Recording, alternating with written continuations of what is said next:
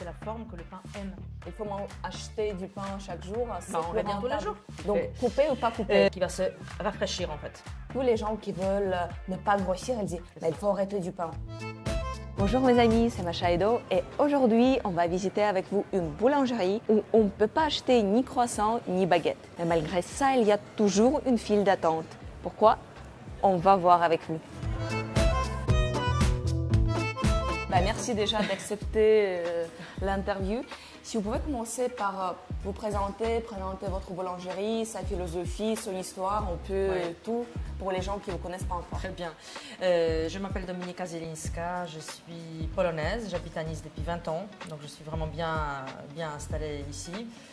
La plupart de ma vie comme adulte, je passais à Nice. Et bien la boulangerie, ce n'est pas tout à fait une boulangerie parce qu'on ne trouve pas du tout les choses qu'on trouve dans la boulangerie en française. C'est pour ça que je préfère le nom fournil. D'accord. Parce qu'on a un gros four qui est quand même la pièce maîtresse. On va voir ensemble tout à l'heure. Et on fait des choses, voilà. On fait le pain au blé ancien, donc c'est des farines déjà des grains sélectionnés. Mais pourquoi vous avez décidé de déclarer la guerre au croissant et à la baguette? C'est juste parce que c'est un autre type de production ou c'est question de la philosophie parce que vous n'aimez pas vraiment ce type de production? C'est plutôt un peu le premier, enfin c'est pas une guerre, c'est juste en fait je fais autre chose quoi. Je fais des choses différemment. C'est vrai que ces lieux vraiment ressemblent à moi. C'est ma deuxième maison, ou des fois presque la première. Mais c'est une maison à moi, donc voilà. Donc j'avais envie de me sentir bien. Et puis le produit numéro 1, c'est le pain. Et c'est les farines que j'utilise. Et pour ne pas les trahir, mais les écouter, il faut voir qu'est-ce qu'on peut faire avec ça. Donc en fait, le cheminement, il est plutôt comme ça. Pourriez-vous nous parler un peu des différences dans la culture de consommer du pain à Pologne et en France? Parce que c'est absolument les choses différentes. C'est différent. Et pourriez-vous nous raconter un peu, surtout pour les Français, la différence entre ces deux cultures? Alors, juste pour être clair, ce que je veux dire, c'est mon enfance en Pologne. Oui. Parce que ça fait 20 ans maintenant que je suis ici, donc je sais plus. Je pense que ça a dû beaucoup évoluer. Mais effectivement, le pain de l'enfance, c'est vraiment le pain qui se garde, qu'on achète 1 ou 2 fois par semaine. Déjà quand qu'on pouvait l'acheter. Hein. Souvent, on le faisait aussi à la maison. J'ai envie de dire que c'est comme le gâteau, c'est comme le pain, le pain de seigle dans un moule à cake. En fait, c'est à portée de chaque femme. Parce que c'est les femmes qui... En tout cas, dans mon enfance, c'est les femmes qui faisaient la cuisine, en tout cas. Pas besoin de faire les études, pas besoin d'avoir un CAP. Et c'est quelque chose qui était vraiment à portée de toutes. Et c'était toute la cuisine était comme ça. Fallait vraiment, on faisait ce qu'on avait, parce qu'on avait très peu de choses. Oui, c'est vrai. Et si vous pouvez nous expliquer pour les gens qui, comme moi, qui ne comprennent rien dans la production de pain, pourquoi baguette, en fait, il mord dans quelques heures. Le matin, déjà, on ne peut pas le manger. Et il y a du pain qu'on peut garder vraiment pendant une semaine, un peu moins, un peu plus. Pourquoi ça se passe? Pourriez-vous nous expliquer en termes faciles pour qu'on puisse comprendre? Alors il y a plus, en fait, il y a deux choses. La première chose, c'est toujours, on revient à la même chose, c'est la matière première. C'est-à-dire globalement, majoritairement, la farine utilisée en France pour faire des baguettes, c'est farine blanche, qu'elle soit bio ou pas bio, ça ne change pas grand-chose. C'est une farine très raffinée. Pousse à la levure, ça existe au levain. Ça existe évidemment, mais à la levure, globalement, c'est ça. Donc forcément, on a 2 éléments qui vont dessécher, qui vont faire que le pain dessèche. Après, deuxième élément, c'est la forme. C'est une cuisson qui est très rapide, c'est une croûte qui est très fine, donc on n'a pas de croûte qui va protéger le pain. Et cette forme, comme ça, forcément, la circonférence du pain, elle est maigre en fait. Donc forcément, ça va dessécher. C'est pour ça que je dis pourquoi je fais le rang, parce que c'est la forme que le pain aime. D'accord. On a la possibilité de faire une croûte, c'est la croûte qui protège, donc lui, elle va sécher en première. Mais à l'intérieur, le pain, il est intact, il dure 4-5 jours sans problème. Ça, c'est le levain et la qualité de farine qui vont le faire. Donc il y a 2 choses. Les matières premières et la forme. C'est la forme, baguette, c'est typiquement un produit en fait qu'on consomme dans la journée, à l'instant même, tout de suite. Et il y a tout un business model en fait de boulangerie aujourd'hui. Vous pensez que c'est question plutôt de l'idée qu'il faut acheter du pain chaque jour? On revient tous les jours. C'est super d'avoir un commerce où tous les jours on a un client. Parce qu'il prend une baguette, mais il va prendre autre chose. Une fois sur deux, il va prendre. C'est un business model. Je n'ai pas pensé à propos de ça. Moi, j'ai les clients qui viennent plutôt une fois par semaine et ils prennent le pain pour la semaine. Donc, dès qu'on achète du pain, on peut le couper sur place, on peut prendre entier. Pour garder le pain frais chez nous, c'est mieux d'acheter entier et de couper tranquillement. Parce que si on coupe, est-ce que ça... Mon mari me dit toujours, n'achète jamais du pain coupé. Ouais. Et moi, j'adore parce que c'est bien, tu as des tranches idéales. Donc, ce qui est mieux pour garder le pain frais à la Alors, maison. ce que vous dites, globalement, oui, c'est la théorie. Juste, il y a l'exception. Moi, mes pains, ça va être l'exception parce que de toute façon, ils se gardent 4-5 jours sans problème. Après, évidemment, il y a des variations. Il y a des variations climatiques. Est-ce qu'il pleut, est-ce qu'il fait très sec? Là, en 24 heures, on est passé de temps assez sec qui va dessécher tous les aliments à un temps humide. Donc, vous voyez, ça, le pain, il va toujours, c'est un produit vivant, donc il va forcément réagir au temps qu'il fait. Donc, couper ou pas couper? Donc, couper ou pas couper, le mien, vous pouvez couper parce que vraiment, il se conserve 4-5 jours sans problème. Et même s'il dessèche un peu, vous le passez au toaster et vous le toastez pas. Les farines sont tellement riches et gardent l'humidité qu'il va se rafraîchir en fait. D'accord. Vous n'allez pas les vraiment toaster. Et je pouvais nous donner quelques conseils comment il faut garder le pain chez nous, à la maison, pour que ça dure? Alors en tout cas, le pain au levain, parce que c'est ma spécialisation, il n'aime pas le froid, il va se compacter. D'accord. Donc il y a des personnes qui aiment bien mettre au frigo, nous on déconseille. On a un emballage papier alimentaire spécial déjà qui va garder l'humidité du pain. Et ensuite un torchon en lin. Lin, c'est une matière naturelle qui régule bien l'hygrométrie. C'est pour ça aussi, nous, l'été, on aime bien être habillé en lin parce que ça. D'accord, le pain également, il adore du lin. Voilà, et par exemple, cet été, on avait un été quand même très sec, avec une hygrométrie très très basse, légèrement humidifier le torchon et les poser couvrir le pain et ça se garde très bien. D'accord. Et si on parle des boulangeries traditionnelles à Nice, quelle boulangerie vous pouvez nous conseiller? Si on veut acheter ce soir une baguette... un seul nom, Bordona, rue Barla, bien sûr. Si on parle de votre fournil, quels sont les produits, si on vient pour la première fois, qu'on doit absolument tester? Oui, donc ma plus grande fierté est vraiment les produits phares du fournil, c'est Pétaniel Noir de Nice. Alors, c'est un blé historique de Comté de Nice que j'ai sorti les graines de la banque de semences, j'ai remis en culture. Aujourd'hui, il y a une agricultrice qui le cultive pour moi en exclusivité. Donc, on ne peut pas l'acheter chez elle? Non. C'est interdit. J'ai signé un contrat. Non, c'est en exclusivité pour moi. Oui, je protège mon travail aussi. C'est bien. Bon, après, voilà, je partage, mais voilà, c'est tout pour moi. Et oui, donc les traces de ce blé-là, on trouve dans le livre du 19e siècle, le premier répertoire des meilleurs blés de France. Donc, le titre, voilà, le meilleur blé de France de Villemorin. Donc, c'est le fondateur, l'arrière-grand-père aujourd'hui de l'entreprise sémencière Villemorin. C'était un botaniste. Il a répertorié les blés utilisés en France. Donc, il y avait à l'époque, donc il y avait le blé tendre bien sûr, mais il y avait aussi amidonnier, petit épeautre et une autre espèce moins connue, poulard. Où il y a deux représentants. Il y a Pétaniel Noir de Nice et Nonette de Lausanne que j'ai aussi réussi à avoir pour cette année avec la récolte. D'accord. Donc plutôt voilà, je m'intéresse aux choses rares, aux pains différents qui donnent vraiment des textures et des arômes différentes parce que le but du fournil et des choix que je fais, c'est représenter vraiment la biodiversité de blé qui sont tombés complètement en oubli parce que le meilleur rendement on a avec le blé tendre et avec le blé moderne notamment. Voilà. Enfin, tout était sélectionné pour avoir des très bons rendements. Mais au niveau de goût, sincèrement, ce qu'il y a de moins intéressant. Donc si on choisit 3 pains qu'il faut acheter chez vous, c'est quoi?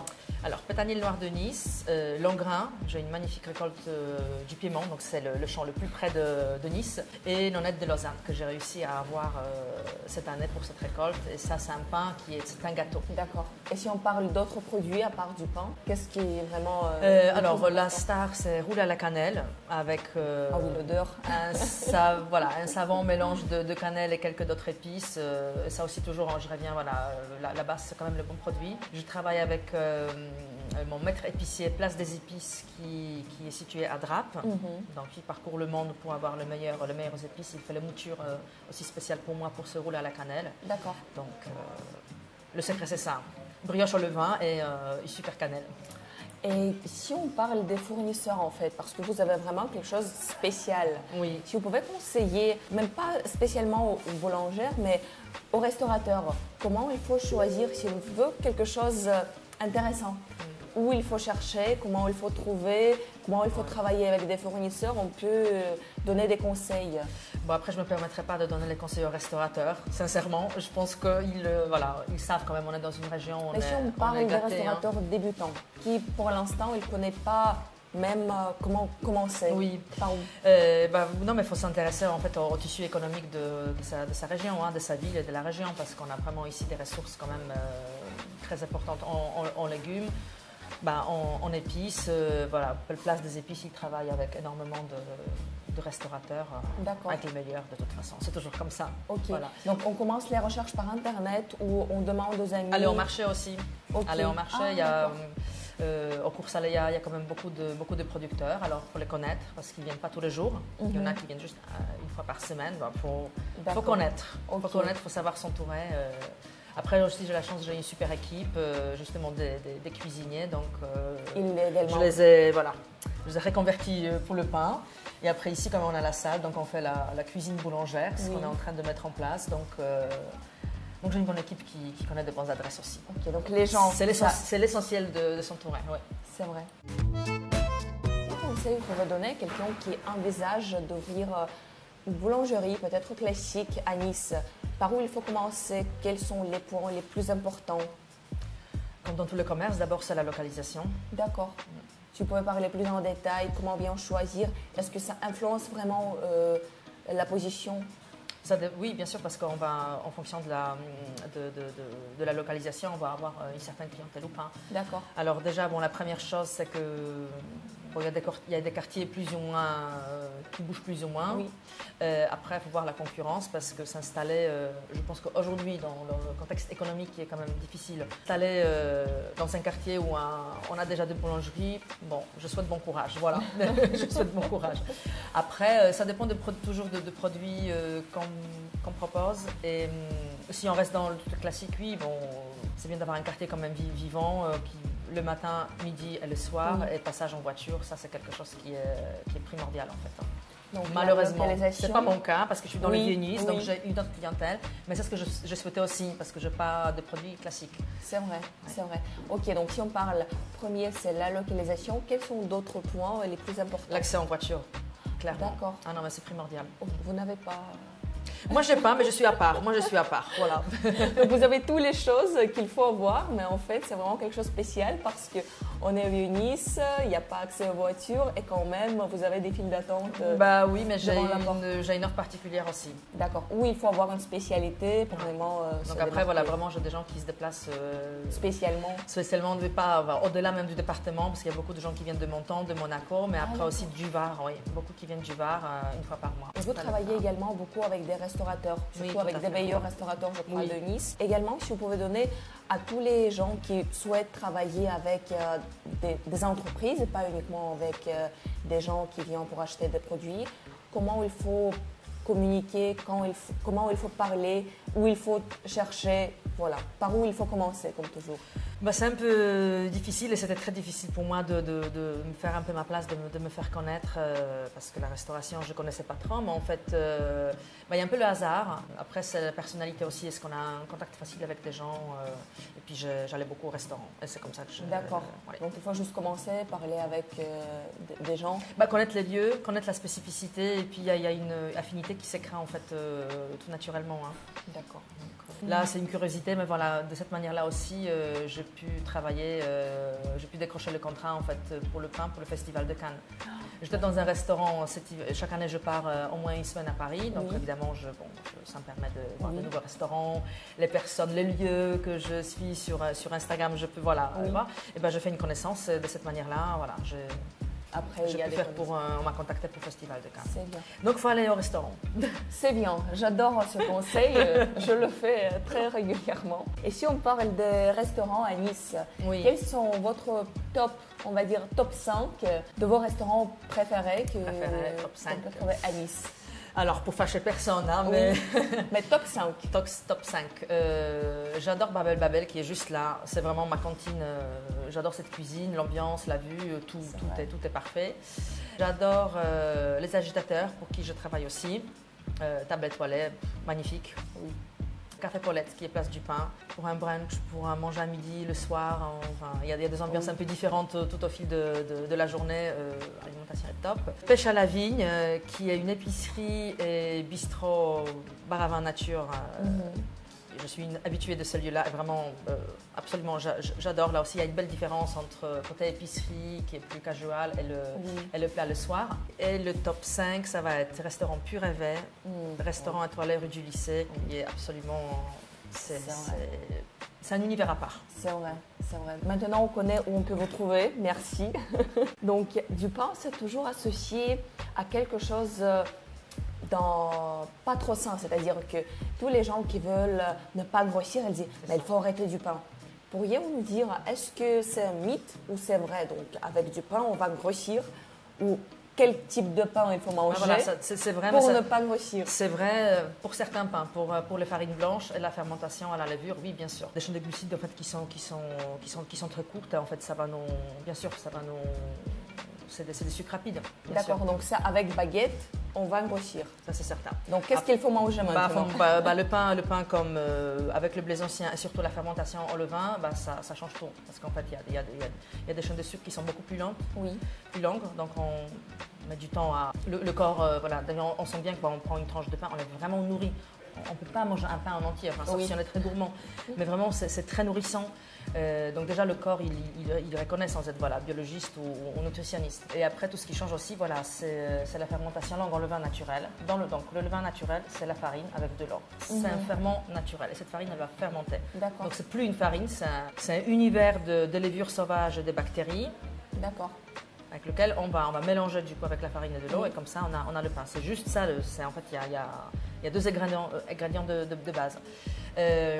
Dans le levain, donc il y a déjà les enzymes qui prédigèrent les gluten. Donc le pain, oui, maman, je mange pas de gluten parce que ça fait gonfler le ventre. Ben non, parce que déjà les farines de blé ancien, elles ont les gluten qui sont des chaînes qui sont très courtes, donc c'est très faible. Et ça, on voit comment on prend une tranche de pain, on essaye de la rompre, elle se défait tout naturellement. Donc ça nous permet de visualiser ces fameux gluten. D'accord, ok. Ça change tout, vraiment. Donc, si on parle de quelqu'un qui habite pas à Nice et il a uniquement une boulangerie traditionnelle, donc qu'est-ce qu'il peut acheter là pour vraiment ne pas grossir, d'être en forme et ne pas avoir cet index glycémique qui va... Bon, après, je pense qu'il y a une telle variété de pain et manière de faire que bon, c'est un peu difficile de dire qu'est-ce qu'on peut trouver dans les boulangeries en France, mais en tout cas...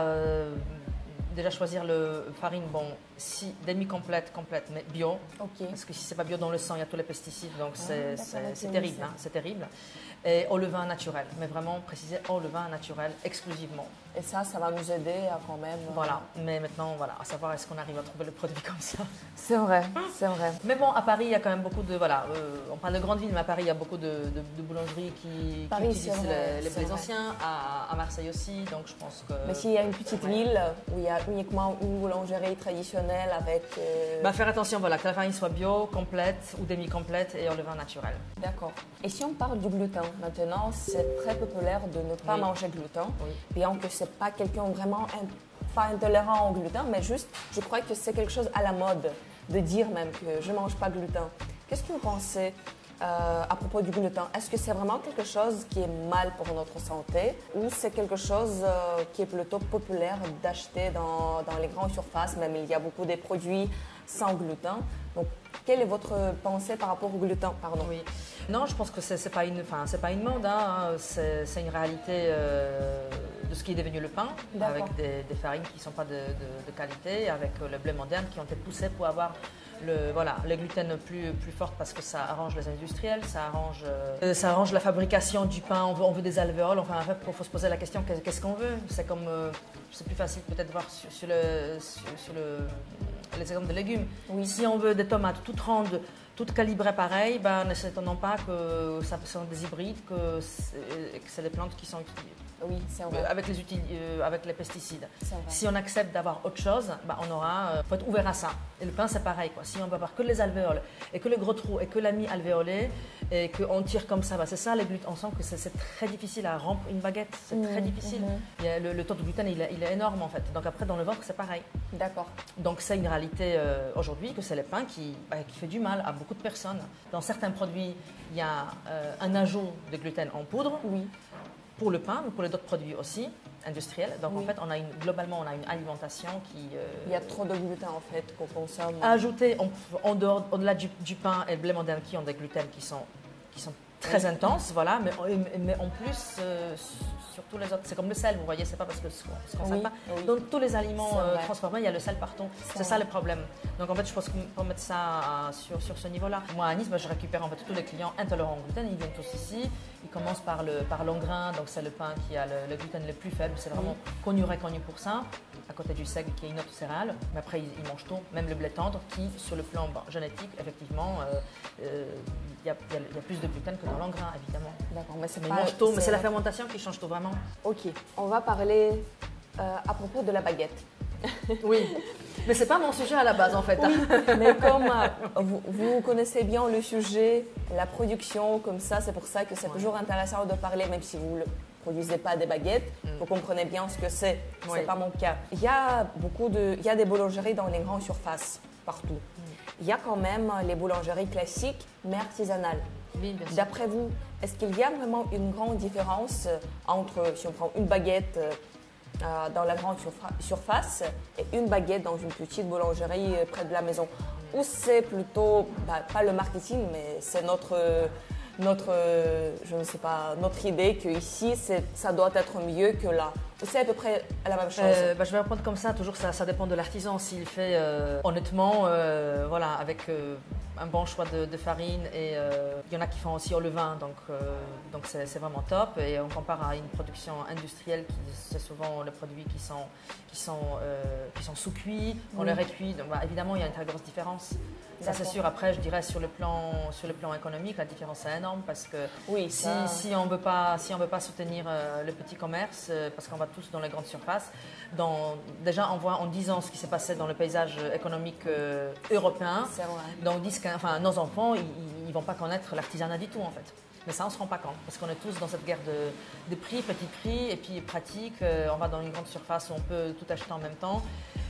Et on ne va plus au marché, on ne va plus chez boucher, chez fromager, parce que oui, c'est plus cher, mais ce n'est pas le même travail du tout. Donc la question, est-ce que le consommateur, est-ce qu'il a envie d'avoir conscience de ça? Je pense que des fois, on n'a pas envie de savoir. C'est vrai. On sait c'est moins cher, c'est plus pratique, et c'est du pareil en même. C'est pas tout à fait du pareil en même. C'est vrai. Et si on déménage dans une autre ville, on ne connaît pas du tout les boulangeries, à quoi il faut prêter attention pour choisir une bonne boulangerie? En fait, quels sont les signes que c'est là où il faut acheter du pain? Je pense qu'il faut déjà voir l'offre. Si l'offre c'est comme dans les restaurants, si l'offre est trop importante, à un moment donné, on peut pas faire 40 variétés de pains différents. Hein. Ça veut dire que la base va être forcément la même, mais on va juste ajouter des trucs. Bon, on ne peut pas avoir une telle biodiversité. Biodiversité. Oui. On ne peut pas avoir une telle diversité en travaillant dans une petite équipe. Hein. C'est pareil pour un restaurant. Un petit restaurant, si la carte est serrée, c'est un bon signe. Donc l'appareil pâtisserie, viennoiserie et le pain, si on a un étalage énorme de pâtisserie, c'est pas déjà... je pense pas que c'est vraiment fait maison. Hein. Okay. Et après, il faut goûter et voir. Je pense que sincèrement, si on est habitué à la bonne alimentation faite vraiment faite maison, je ne sais pas comment vous dire, qu'à part les gens, oui, faire vraiment par les êtres humains, avec les produits bruts de base, on se rend compte, on sait reconnaître le goût, hein, on sent que c'est quelque chose qui est fait maison avec de bons produits. C'est vrai. Il y a beaucoup de gens qui recherchent les produits sans sucre maintenant, c'est très populaire. Il y a une partie qui recherche sans gluten. Sans gluten, sans sucre, sans sel, sans farine, sans gluten. Sans pain. Oui, sans pain, on a eu. Est-ce que je le pain sans farine? J'ai eu ça aussi. C'est vrai? Oui. Oui, on a tout eu. Ouais. Ça, c'est intéressant. Si quelqu'un va faire... C'est absolument passionnant. Ouais. Mais est-ce que c'est faisable d'avoir du pain sans sucre? ou ces questions de production qui ne nous donnent pas la possibilité d'avoir… Alors, il y a deux choses. Enfin, dans le pain, normalement, dans la recette, il n'y a pas de sucre du tout. Hein. On n'ajoute pas le sucre. Oui. Donc non. Dans le pain, c'est la farine, l'eau et le sel. Un tout petit peu de sel. Moi, je mets très peu de sel, mais j'en mets quand même un peu parce que sincèrement, oui, c'est un révélateur de goût. Oui. Je fais des tests sans et avec le sel. Ça joue un peu sur la fermentation, mais ça je peux gérer. Oui. Par contre, au niveau de goût, si on m'ajoute un tout petit peu de sel, toutes les arômes, j'ai des fantastiques farines, donc ça permet d'éclore vraiment toutes les arômes. Donc, il n'y a rien à faire là-dedans. Après, pour tout ce qui est les viennoiseries, oui, on ajoute du sucre. Donc, ça dépend quel sucre et ça dépend combien, bien sûr. D'accord. Moi, je suis connue pour les produits très peu sucrés. Et paradoxalement, moins je mets de sucre, plus les gens reviennent. Enfin, il y a un côté, ils adorent parce que c'est plus sucré. Après, j'utilise le sucre brut, Muscovado, donc qui n'a pas été raffiné. Donc, il a déjà une palette aromatique très importante. Et j'en mets très peu. Juste le peu qu'on sent que c'est quelque chose de sucré. J'adore vraiment votre logo, c'est génial. Et surtout votre approche marketing parce que c'est quelque chose qui est vraiment que c'est difficile de trouver à Nice. Pourriez-vous nous raconter vos relations avec création de logos, marketing? Est-ce que ça a vraiment un impact sur l'activité ou vous pensez que si on a un bon produit, juste ça va prendre peut-être plus de temps, mais quand même on va avoir la même popularité? Quelles sont vos idées, surtout sur les différents produits marketing qui existent? Je pense qu'alors, si je ne prêtais pas l'attention au marketing, je n'aurais jamais fait un logo comme ça c'est certain. Donc oui, c'est très important. Après, il faut un peu savoir d'où je viens. C'est-à-dire, je commençais à faire le pain en fait, à la maison. Après, il y a 4 ans, je me suis installée dans un tout petit local à Nice, dans un lieu qui est le contraire de ce que je vous expliquais au tout début, quel lieu il faut avoir, il faut être bien placé, stationnement de voiture, une visibilité, pas de boulangerie à côté. Il n'y avait rien, j'avais tout faux, mais enfin bon, c'était une situation personnelle qu'en fait c'était ça ou rien, donc c'était 25 mètres carrés, juste une porte comme ça, bon, dans une ruelle où il n'y a aucun commerce, il n'y avait rien. En plus, porte, c'était d'une vitre opaque, donc on ne voyait même pas ce qu'il y avait à l'intérieur. Donc il fallait exister. Oui. Et le local, c'était vraiment petit, pas spécialement joli. Donc il fallait vraiment, c'était méga important pour moi de construire cette petite maison, en fait, que ça soit le plus joli possible et qu'il y ait un impact, en fait. J'avais une belle clientèle aussi. Oui. Donc je savais que j'avais en face de moi des gens qui vont être sensibles à ça, qui vont me comprendre, qui vont non seulement qu'ils vont comprendre qu'il y a un nom, qu'il y a un logo, mais qu'ils vont, se sentir, le manque de mots, je sais pas, apprécier et toucher, que c'est l'attention qu'on porte au client en fait. Voilà. On sait qu'il peut aimer ça. Effectivement, j'avais des retours super. Après, pour le logo, sincèrement, c'est 3 mois de travail avec une artiste peintre qui est devenue graphiste, donc c'est important aussi. Oui. C'est vraiment une vraie artiste qui a fait ça. Et moi, j'avais mon pitch dès le début. Je voulais absolument une femme parce que j'en suis une et parce que c'est comme dans la gastronomie, dans le pain, les femmes sont des grandes oubliées. Oui. Dans plein de domaines, c'est des grandes oubliées. Donc, je voulais la mettre à sa juste place. Il y avait le pitch, c'était Déméter, l'antiquité, enfin, mythologie grecque. C'était une femme un peu comme Marianne, vraiment une femme femme libre, qui s'assume, qui est forte, et un clin d'œil à mes origines polonaises et globalement à la culture slave. Je préfère parler comme ça, globalement slave, où on sait très bien, dans le 19e siècle, il y a beaucoup de témoignages. Les moissons commençaient par, c'est les femmes qui faisaient le pain, qui venaient avec le pain, une belle couronne de coquelicots qui était dans le champ, et les épis pas encore prêtes à être moissonnées. Donc je voulais, et donc historiquement, dans cette culture slave, il y a une belle place de la femme dans le pain et dans la culture de blé, donc je voulais aussi signifier ça. Quels produits marketing sont obligatoires? Par exemple, un bon logo, est-ce que c'est vraiment obligatoire de l'avoir? Ou peut-être pas pour tout le monde? Ou Instagram, est-ce que c'est obligatoire aujourd'hui? Ou peut-être non? Pour moi, oui. Pour moi, oui, mais c'est le choix que je fais parce que ça marche pour moi, en fait. C'est ça. Vous voyez ce que je veux dire? C'est que le logo, c'était tout un travail vraiment de la conception de ce que je suis, de ce qui est cette entreprise que j'ai construit, autour de quelles valeurs je voulais le construire. Donc ça, c'est l'essence vraiment de l'entreprise. S'il y a des entreprises où on ne se pose pas trop de questions, on ouvre une boulangerie parce qu'il n'y en a pas dans le quartier, c'est un bon... On fait ça, mais on pourrait faire autre chose. On n'aura pas le même attention qu'on porte. Moi, je porte une énorme attention à ça parce que vraiment, le fournil, c'est toute c'est une création à moi, c'est toute ma vie, c'est ma deuxième maison, donc je veux que ça soit beau et je veux transmettre tout un univers en fait. Les valeurs, oui, bon, bien sûr, il y a des valeurs, mais il y a aussi un univers que j'ai envie de le faire vivre.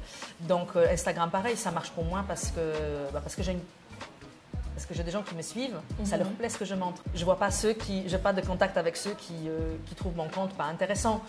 Oui. Donc c'est, mais au niveau commercial, au niveau de marketing aujourd'hui, et local et dans toute la France, parce que j'ai beaucoup de gens qui me suivent de d'autres villes et quand ils viennent à Nice, ils disent oui, je vous suis depuis des années sur Instagram, je voulais absolument venir vous voir. Et pour moi, ça fonctionne et c'est super joyeux en fait de recevoir les gens qui vous suivent depuis 1 ou 2 ans et qui viennent quand même, juste ils vous connaissent comme ça de manière digitale, c'est fou quand même. Qu'est-ce qui est le plus difficile dans votre travail pour vous? Le plus stressant peut-être, qui demande de plus en plus d'énergie? Tenir une entreprise. Mais il y a beaucoup de tâches que vous devez faire tous les jours. Oui. Ce que vous aimez moins peut-être? Alors, il n'y a rien que j'aime le moins parce que même là, on peut dire facilement que tout ce qui est administration et la gestion, c'est moins intéressant. Oui et non, parce qu'en fait, quand on voit que les efforts sur le plan de gestion portent ses fruits, on peut que s'en réjouir.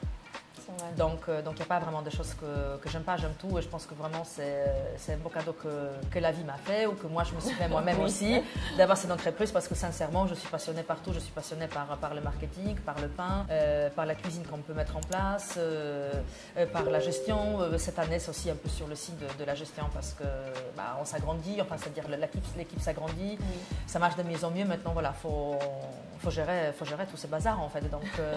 Donc c'est de nouvelles compétences pour moi aussi. Et en fait, je me réjouis d'apprendre ça. Mais le plus difficile, c'est le stress. C'est le stress de débutant, en fait, de tenir les premières années. De tenir le choc financier.